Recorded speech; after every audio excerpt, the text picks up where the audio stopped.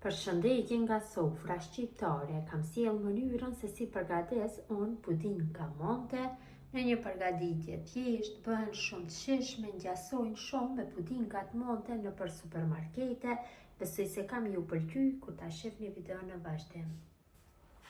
Filloj me përgatitjen e ëmbëlsirës monte. Fillimisht morim një tenxhere të lloj që nuk nxeh dhe në të shtojmë qumshtin. Unë jam duke shtu 700 ml këtu me qumsht, qofse përgatitni për shumë persona, 2 fyshani, 3 fyshani masa. Unë jam duke i përgatitur në gotat. Gotat janë një masi pak më të mëdha dhe për atë arsye për këto masa, për 6 gota na duhen këto masa qumshtit dhe pudingave. Në fillim do zi pudingën e vanilës. Shtojmë 2 paketime pudingë vanile. Paketimet janë 27 gramësh, mund të përdorni edhe paketime 40 gramësh. Shtoj 3 lugë gjelle me sheqer dhe masën e zi në temperaturë mesatare duke e përzier vazhdimisht. Përzierja është shumë e rëndësishme dhe temperatura nuk guxon asesi të jetë e lartë, se përndryshe do ngjiten përrejnë e pudinga dhe do i vjen një erë shumë e keqe. Përzim kështu derisa masa fillon të trashë. Masa ka fillu që të vloj, e fikim zjarrin dhe kështu pudingun e lajmë mbi zjarr të nxehur. Ja shtojmë 100 g çokoladë vanile, e përzi derisa të shkrinhet mirë çokolada. Çokolada e një shije shumë të mirë pudingut. Përzim kështu derisa çokolada të shkrihet plotësisht.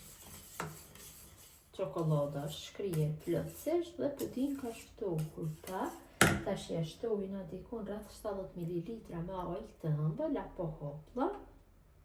Dhe masën e përzim mirë. Kështu. Kjo ujë ka ëmbël të hapet në gjithë masën. Çokolada dhe ujë ka e hapjen bash atë shijen sikur të blerë në market pudinga monte siç janë. Mjaftueshëm kam bërë përzierjen dhe pudingun e kaloj tek kjo shiringa, kështu më le dhe kam që të punoj. Masën do e kaloj nëpër këto gota, na duhet një tepsi e mumfincave dhe kështu në mënyrë të pjertë i vendosim gotat, i mbushim dhe i vendosim në mënyrë të pjertë. Dhe mbushjen kur ta bëjmë, e bëjmë kështu në mënyrë të pjertë. Kalojmë nga masa dhe gotën kështu në mënyrë të pjertë, e mbushim dhe vendosim tek tepsia e mumfincave. Në këtë mënyrë i mbushim gjithë gotat me pudingën vanile. Mbushim gjysmë. Gjysmën tjetër do i mbushim me pudingë çokolade. Kështu i mbushim të gjitha.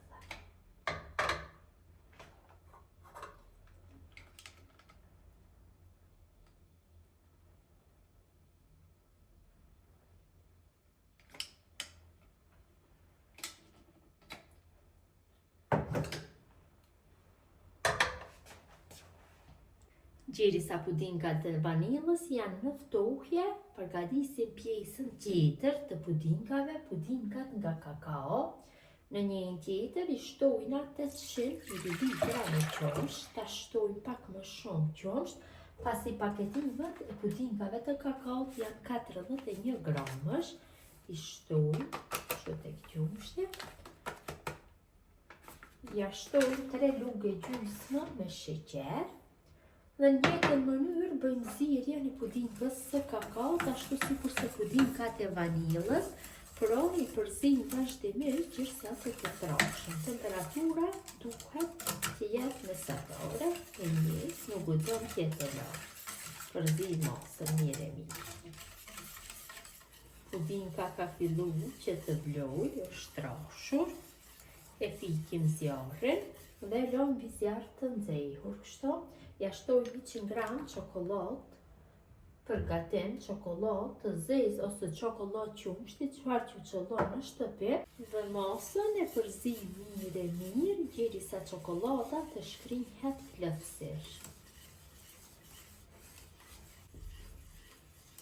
Çokolada shkrier, tash ja shtojna 60 ml me ujë të ëmbël, hopla. Dhe mosën e përzi mirë.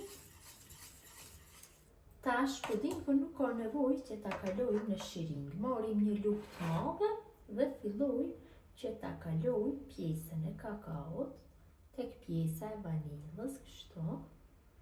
E mbushim gjysmën tjetër.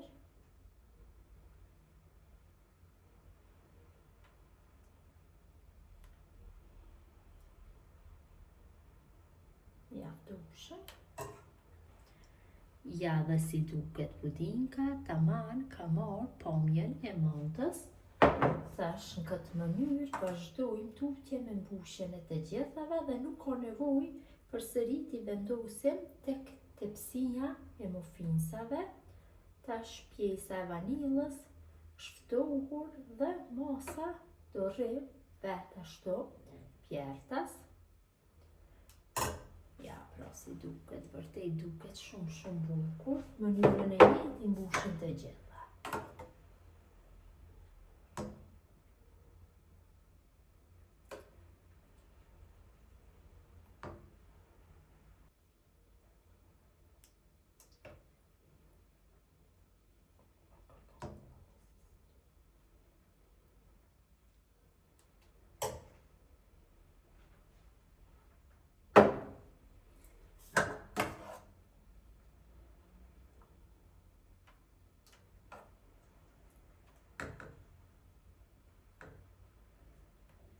Pudinkun nga kakao e kam kalu kështu në gotë dhe i lojmë që të ftohen dikon për 3-4 orë në frigorifer dhe dhe janë gati për konsumim. Dhe pudinkat mante janë gati për konsumim. Unë nuk mund t'a largoj pak pasi kam musafir, për atë arsye nuk mund t'a largoj t'ju demonstroj nga afër se si duket. Pëse si u ka pëlqyer motra dashura mënyra se si përgatis unë pudinka mante. Gjithë ju që i përgatisni në këtë mënyrë ju bëft mirë, ju faleminderit që ndani kohë vazhdimisht për recetat e mia, jepni komente të bukura, mirëmbëjtje nga sofra shqiptare deri në recetën e radhës.